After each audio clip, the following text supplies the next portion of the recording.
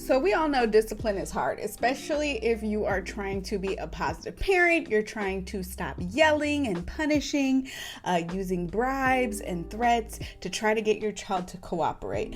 And you might be wondering, as you're on this journey to becoming and maintaining positive parenting, am I being too mean? Am I being too inflexible? Am I being too permissive? I mean, how do I keep setting limits in a way that, gets results and sets, effective boundaries, but also doesn't compromise the relationship, right? So if this sounds like you, this episode is for you. Because if you were to ask me, okay, Dr. Jasmine, what does it take to discipline effectively?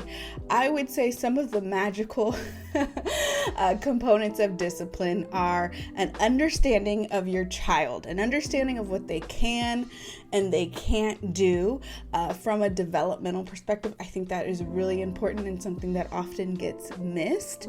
Also, a connection. Ideally, we connect before, during, and after we set limits.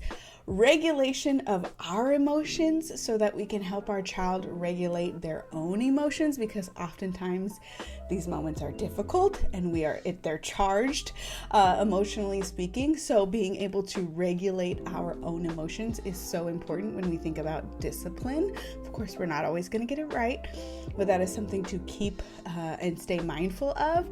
Also, clear instructions. We have to make sure that we are clear and that we have thought out, right, boundaries and consequences, right? That we've taken some time to think about this beforehand so that we can be consistent when we set boundaries, and they're more thoughtful and intentional. So in this episode, I'm going to share 3 of the common mistakes that I see happen all the time when it comes to disciplining young children. And be sure to stay until the end because I have a bonus mistake that I don't want you to miss.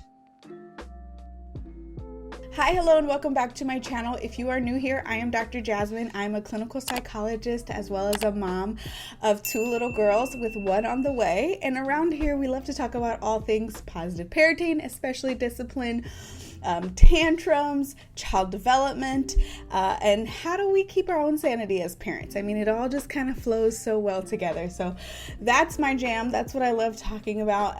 And real quick, before we dive into the episode, I just want to share that I have something really special coming up for you guys.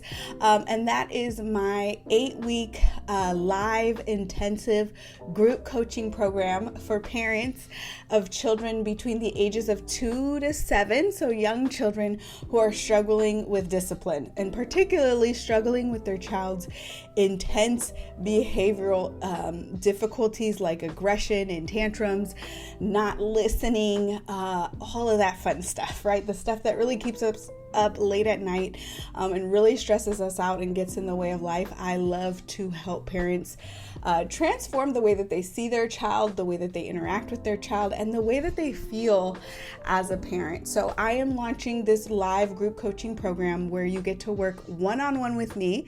So it includes one-on-one sessions with me as well as weekly group coaching where it's less focused on the content. I think, of course, content is important, but oftentimes we reach a ceiling, right? And it's more that I want to help you in your particular issue and answer your questions and give you insights that you may not even be thinking about, right? That you might not even have considered. And so I'm really excited. It's for a very limited amount of families because I want to be able to coach and work with these families on a more intimate level. And so I'm opening up the wait list this week for a limited time. So if you are interested, if this at all sounds interesting to you and you want to learn more, be sure to sign up for the waitlist so that then I can email you more information when the coaching program opens up. It will be opening this summer. So if you're interested, go to themomspsychologist.com/waitlist, and that's where you can put in your information and I will email you when the application process opens up. So you do have to apply and only a limited amount of families will be accepted for this first round. So I hope to see you inside. I am so excited about this program. I think that we're going to do such amazing work together. All right, let's dive into this episode. Without further ado, let's talk about the 3 biggest mistakes, with a bonus. At the end, I'll share a 4th one. But 3 biggest mistakes that I see parents do when it comes to discipline.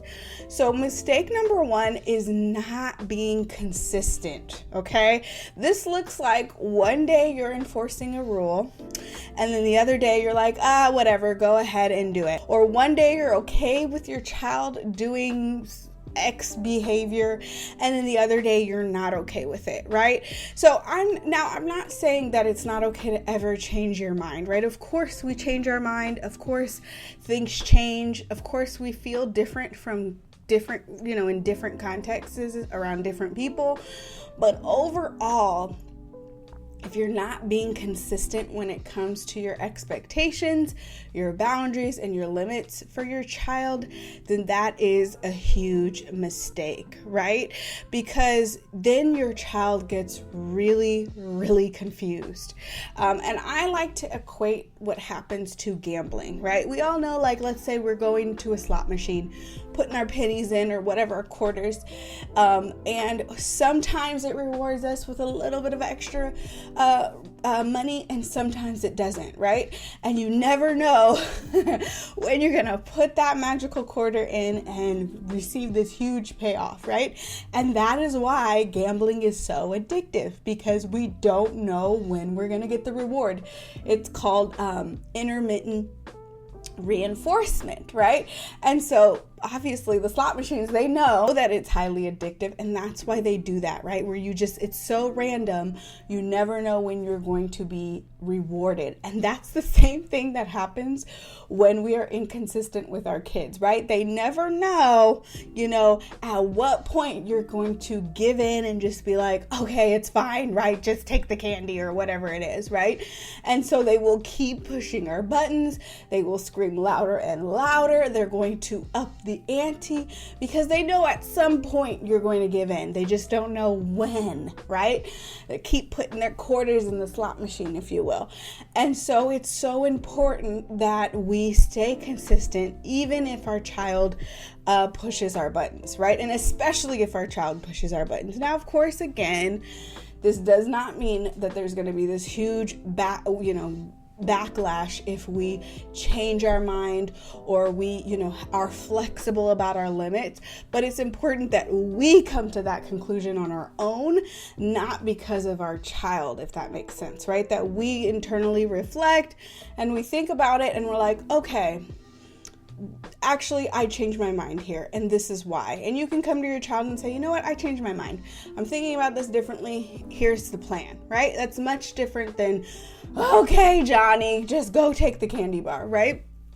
So it's really, really important that we are consistent, because if not, if we are inconsistently rewarding them, or worse, we're rewarding them for their whining and crying and demanding, then they're learning something, right? All I have to do is do this behavior enough, do this behavior consistently, do this behavior loud enough, and it'll eventually pay off. So be consistent. What I love to recommend is choose a couple family rules, a couple non-negotiables. I'd say no more than 3 that you can consistently set limits around, like a brick wall, right? Very consistent. So maybe that's, rules and limits around gentle touches, rules and limits around respectful language, or, going to bed at a certain time, whatever it is, just choose 2, no more than 3 consistent rules and reinforce those, and consistently enforce them, consistently enforce them like a brick wall.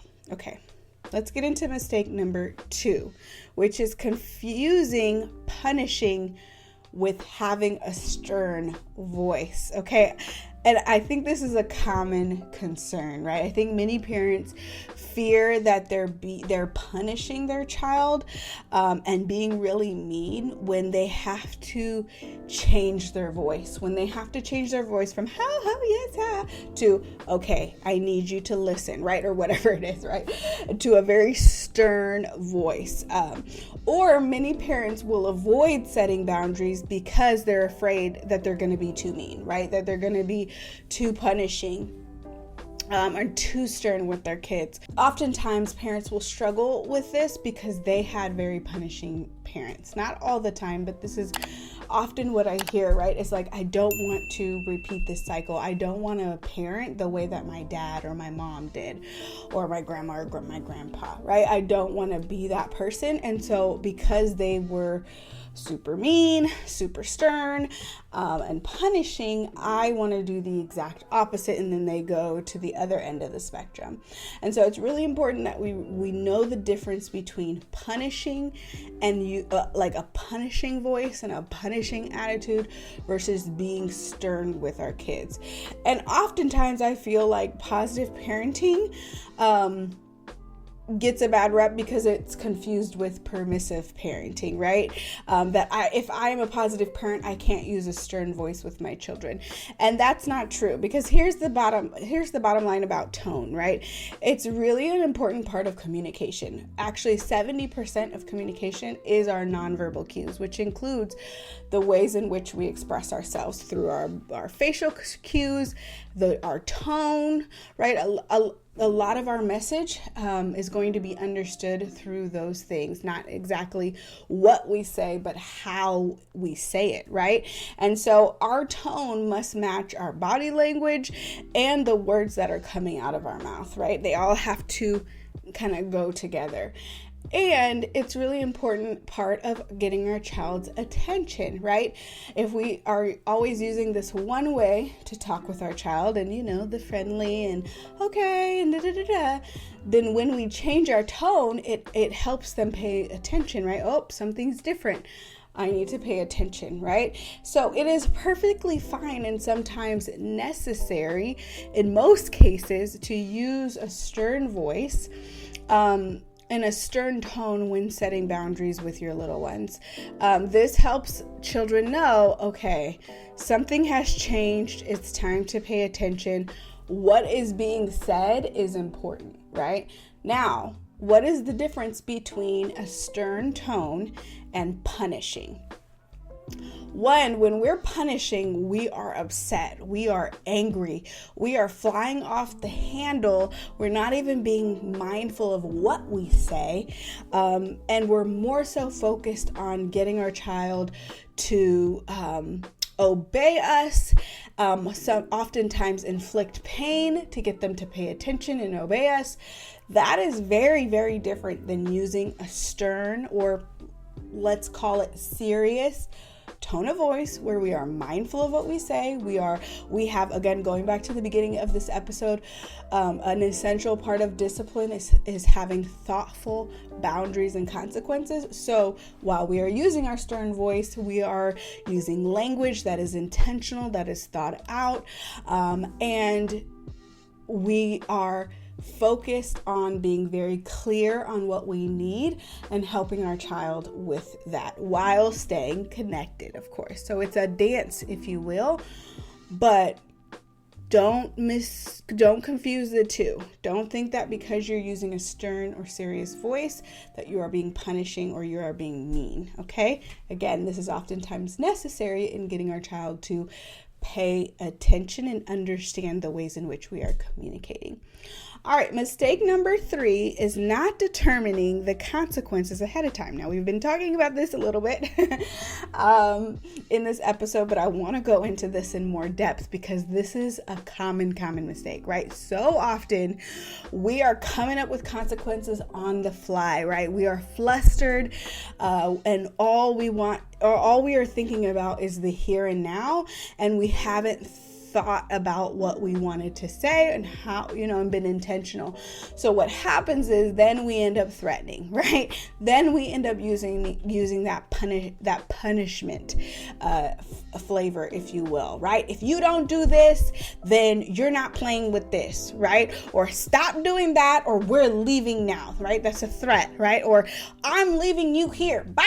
We're like threatening to leave them, threatening to take things away, all of that, using those threats because we are flustered, we are in the moment, and we are upset, right? And we think, okay, I've got to do something now, right? It's like an emergency. And oftentimes, if we step back, behavior happens in a cycle, right? Behaviors tend to repeat themselves. There tends to be a pattern, but we won't really see the pattern or recognize the pattern if we don't take a step back, right? And think about this when everybody is calm, especially you, right? When you're calm, think about the patterns that are happening. Because you'll see that oftentimes your child tends to do similar behaviors in similar situations. And when you notice the patterns, right, when things start to happen over and over again, then that's your cue that it's time to plan ahead. Right? Whenever something has happened more than 2 times, it's time to plan ahead, or even more than once, right? You're like, all right, this has now happened again. This is something that I should pay attention to and determine, okay, what is going to be the boundary? What is going to be the consequence? Determine that ahead of time so that you're prepared in that moment, right? So let's use an example to kind of drive this home. Let's say that your child often refuses to clean up their room, right? You go to let them know, hey, it's time to clean your room. I need you to put your books on the bookshelf. I need you to do X, Y, and Z, right? You try to use very clear language, break up a big task into little tiny tasks so your child doesn't feel overwhelmed. You even try to do it with them and make it fun. Like you're trying all these things, right? And you're like, okay, what gives? This is not working. Okay, we've got a pattern here. So then you want to think about, okay, so how can I set my child up for success the next time that they refuse to clean their room? So you want to think about the consequence beforehand. And oftentimes that looks like not being able to do fun things that they enjoy. Let's say watching screens, right? Or playing outside or whatever it is, right? Until they clean their rooms. And this is important, right? Because this is not done in a punitive way. This is not done out of anger because we have thought this out. Then what we are basically saying is, okay, I get to decide the schedule here, right? What I do get to control is your access to screens or whatever, right? And so we cannot have, I'm using screens as an example. We cannot have screens until we clean our room. Now, this is not a threat. This is, okay, I understand. I can't control you, right? You might not feel up to cleaning your room. Totally fine.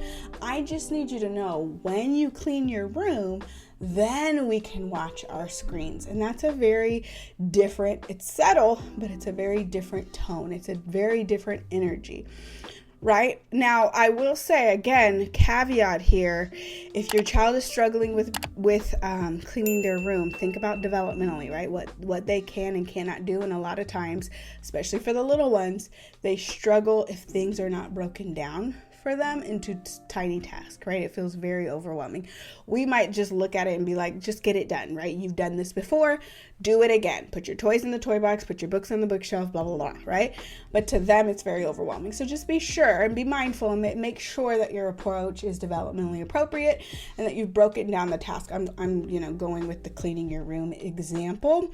Break down the task of cleaning and get involved, especially if they struggle with this. Or let's say, another example, they often refuse to leave the park when it's time to leave, right? They throw tantrums, they run away, they yell when you're like, okay, it's time to leave. So then what would you do in that situation? Okay. This is a pattern again, right? This has happened more than once. I would even say if it happened one time, we can start to think about this in a different way. You're like, oh, okay, you're showing me you're struggling with this, so let me help you out here. one of the key things is to plan ahead by setting clear expectations before you even get to the park. Okay. So I had this issue happen. A little story time. This happened one time with my youngest daughter after she saw somebody else, another child, throw a tantrum at the park. So then she wanted to do the same thing because she's like, okay, look, I just saw that kind of modeled for me. I want to try this out, So right in that moment, I got down on her level. I moved her to the side of the park, right? So she had some privacy. We all had some privacy.